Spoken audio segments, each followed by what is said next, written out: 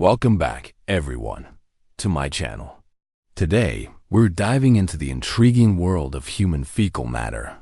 You heard that right.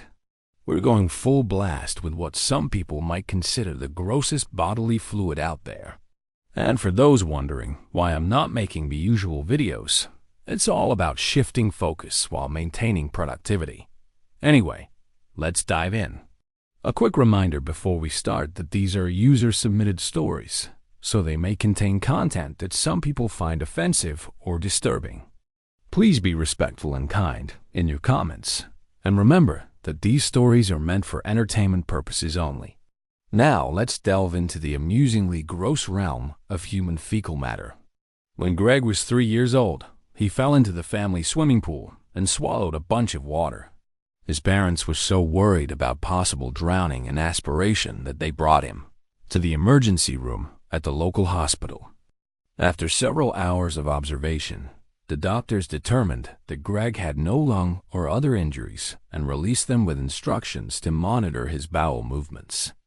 At the time, his parents didn't really understand why, but they followed the instructions.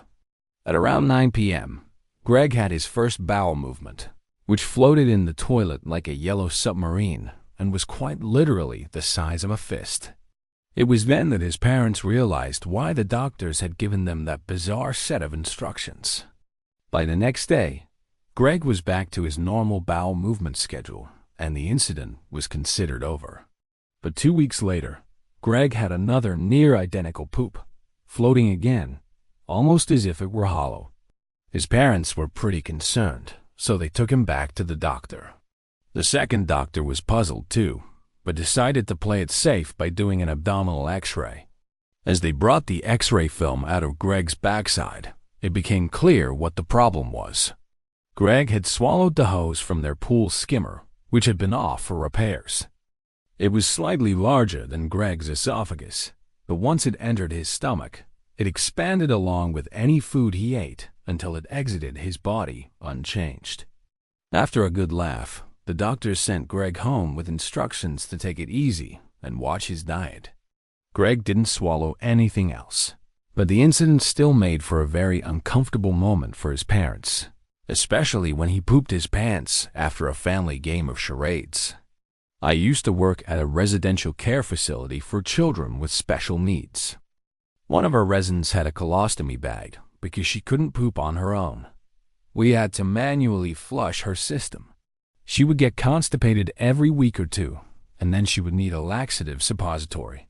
Sometimes this wouldn't do the trick, and we had to use manual flushing. This meant that we would stick a finger in her butt and scrape the sides to make more room for the poop to come out. Once we had cleared enough space, we could retrieve the poop with our fingers and flush it down the toilet. One day, we had a new young female staff member join us.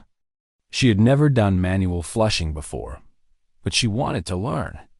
The colostomy nurse agreed to teach her, so they went into the bathroom together. A few minutes later, I hear the new staff member scream, "Get this thing out of my hand." The colostomy nurse goes in and sees what's going on. The new staff member has managed to shove a fecal-covered finger up her nose, and she is freaking out. She tells the nurse that she couldn't get it out. The nurse calmly pulls it out for her, comforts her, and then they leave the bathroom together. When they tell the other staff members what happened, everyone laughs. Someone asks, how did she manage to shove it up her nose? The colostomy nurse thinks for a moment. She must have turned her head just right, and then jammed it up there while trying to pull it out with her fingers. We all burst out laughing. It was my first day working in the kitchen of a well-known restaurant.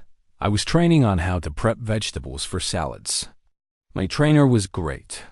He explained things clearly, answered all my questions, and had a good sense of humor. At one point, he was showing me how to cut carrots into thin sticks, and he handed me a knife and a carrot. "Okay, now try it." I took the carrot, looked at it for a moment, then picked it up by the green tops and stuck the bottom of it into the sink and started sawing away. He stopped me immediately. "Don't ever do that." I asked him why. "That's disgusting," he said. "People would freak out if they saw you doing that." I replied, "But it's just a carrot." Then he told me that what I had actually grabbed was a carrot that had been previously soiled by a rat, which had since died in the sink. Even though the green tops were intact and the part that went into the sink was under the water, I still managed to completely ruin that carrot. He showed me where the clean carrots were kept and explained that even though they came pre-washed, we had to wash them again to remove any contaminants that might have gotten on them during storage. Then he let me start fresh with a clean carrot. And as he walked away, I heard him say to himself, "Cleanliness is next to fecal matter." This story comes from my husband's cousin, who works in a hospital pharmacy in India. One day, the pharmacy received a call from a doctor asking for a fecal sample. Confused, the pharmacist inquired, "For what purpose does the doctor need a fecal sample?" He responds, "To test for pregnancy." After verifying the doctor's credentials, the pharmacist retrieves a fecal sample from the restroom and delivers it to the doctor personally.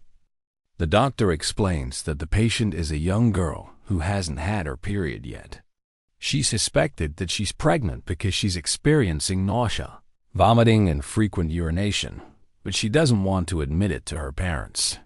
Since the pregnancy test kits weren't available at the time, the doctor decides to collect the fecal sample and examine it under a microscope to look for sperm. The pharmacist, still confused, asks, "How can you tell if a girl is pregnant by looking at her poop?" The doctor replies, "We can't, but we can check for sperm in her stool. If it's positive, we'll ask her again to confirm." The pharmacist delivers the sample to the doctor, who examines it and confirms the pregnancy. The girl's parents arrive at the hospital, presumably to take her for an ultrasound. The pharmacist doesn't know the outcome, but he's still confused. He asks the doctor, "If you found sperm in her stool, how will you tell her parents that she's pregnant?"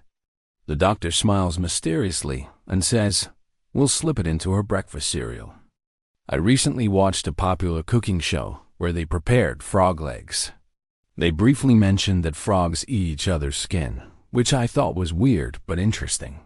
Later in the episode, they removed the skin from the frog legs. I wonder if they saved that skin to feed to the frogs they plan to cook in future episodes. While watching the show, I had a sudden realization that if frogs can eat each other's skin and humans eat frogs, we might eventually end up eating our own skin. I shared this theory with my girlfriend, who thought it was pretty funny. Then I wondered aloud why we don't eat someone's skin when we consume their meat. That led us to a discussion about cannibalism. As we continued watching, I noticed that the chef was putting some of the frog skin into the pan. Just as I was about to say, "See, I told you," the chef announced that he was adding the crispy frog skin to the dish. My girlfriend and I were both surprised. Before I could say anything, he instructed the camera crew to pan away. When they panned back, he was wearing a chef's hat that covered his face. I instantly knew he was lying. He didn't put any frog skin in the dish. Instead, he had pulled something disgusting out of his rectum and added it to the food. I'm not sure if this is true, but it makes sense to me.